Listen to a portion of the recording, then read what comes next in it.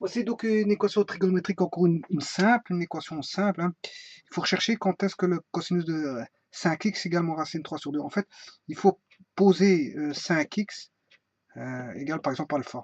Quand est-ce que le cosinus alpha vaut moins racine 3 sur 2.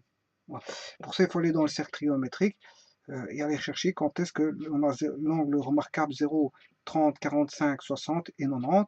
Quand est-ce que la projection sur l'axe des x fait moins racine 3 sur 2. Bon, c'est-à-dire que pour avoir racine 3 sur 2 dans le premier cadran, si je me ramène au premier cadran, eh bien, on a ici, cosinus de 0, c'est 1, plus 1. Voilà, et le cosinus de 60, c'est racine 3 sur 2. De 45, c'est racine 2 sur 2. De 60, c'est 1 demi. Et de 90, ça fait 0. Voilà les cosinus. Maintenant, c'est pas racine 3 sur 2 qui m'intéresse, mais c'est racine moins racine 3 sur 2. Le cosinus étant plus ici, plus à droite et moins à gauche. Voilà, pourquoi? Parce qu'en fait, le 0 il est là. Si le plus 1 il est là, et que le moins 1 est là, ben, c'est qu'on a les plus à droite et les moins à gauche.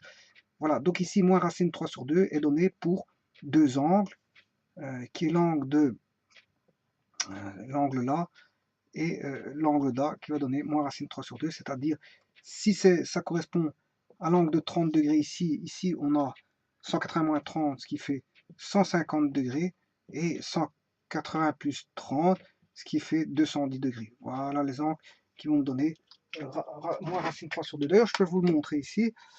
Voilà, si je fais cosinus de 150, voilà, moins racine 3 sur 2 qui vaut moins 0,66, et le cosinus de 210 qui vaut aussi moins racine 3 sur 2, vous voyez que ce que je dis est bon. Voilà.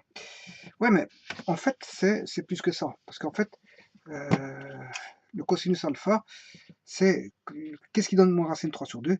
Je viens de le voir. C'est cosinus de, on vient de le voir, 150 degrés plus de 480 degrés, ce qui fait 360 degrés, parce que 2 fois 180, ça fait 360 degrés, fois K, et bien sûr 210 plus 360 degrés fois K, avec K appartenant aux entiers. Voilà. Voilà, il y a une infinité de solutions ici, une infinité de solutions ici. Bon, ça c'est pour alpha. Voilà. Donc ici, deux angles sont égaux si s'ils ont même cosinus, même sinus, même tangente, même cotangente, etc. Voilà. Et ici, ils ont même cosinus. Voilà. Donc les arguments sont égaux. Donc je peux dire que ceci ici est égal à ça. Voilà. Mais comme on sait bien que alpha vaut 5x et que je recherche x en fait, voilà, 5x, ben, je divise tout par 5. Voilà. Je divise tout par 5 pour avoir x.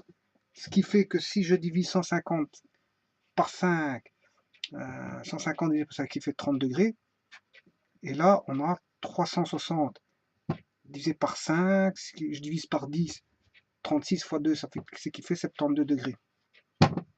Voilà, 72 degrés ici et 72 degrés ici. 210 divisé par 5, je divise par 10, 21 fois 2, 40, 42 degrés.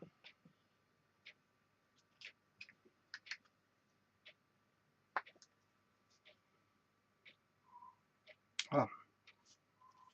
Voilà nos calculs. Et maintenant, on va prendre un cas quelconque. Je vais prendre k égale 3.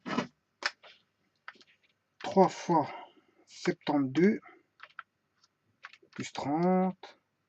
Je fais x5 parce que ça c'est x. Et comme j'ai 5x, je fais x5. Et je prends le cosinus moins racine 3 sur 2. Voilà. Maintenant, je vais prendre celui-ci, pour celui-ci, moins 10 fois 72 plus 42. Je vais prendre, je fais x5, multiple de 5, et je prends le cosinus de la réponse. Voilà, la réponse fait moins racine 3 sur 2. Voilà, assez simple. En fait, c'est pour ça qu'on les appelle les équations simples. Voilà, je vous remercie.